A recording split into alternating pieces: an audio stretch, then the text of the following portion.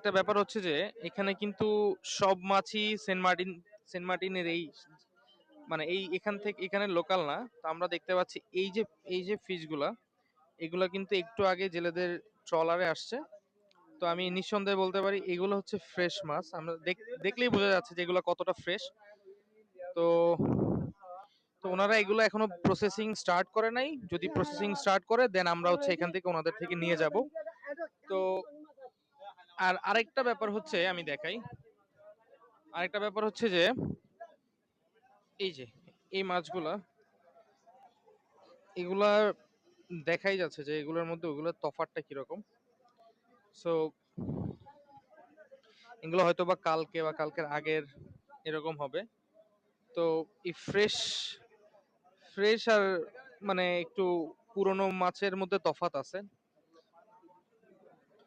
এটা আমি আর কি দেখানোর চেষ্টা করতেছি। তো এটা হচ্ছে ভোল মাছ, একটা বড় বিশাল সাইজেরই ভোল মাছ। এটা এটা হচ্ছে কাটা হচ্ছে এখন। তো এখানে শাকিল আছে, আলভি আছে, আমরা সবাই মিলে এই মাছের এই বাজারটাতে আসছি। আমাদের খুবই ভালোই লাগতেছে। আর সামনের দিকে আসো আলভি, ওইদিকে লবস্টার দেখতে পাচ্ছি।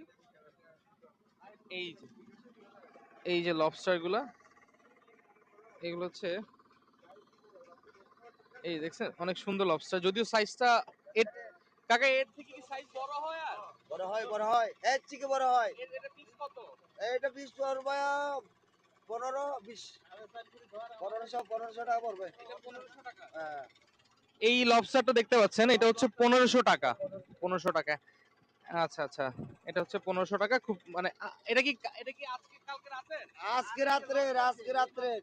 একদম ফ্রেশ তাজা। এই তাজা। ঠিক আছে কাকা, রেখে দেন। একদম পুরো ফ্রেশ লবস্টার এটা, এই যে দেখতে পাচ্ছেন।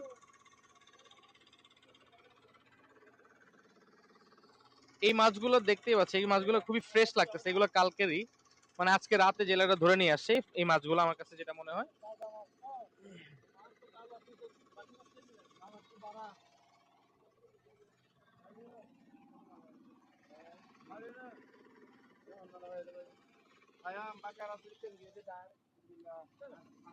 তো আপনারা যদি মানে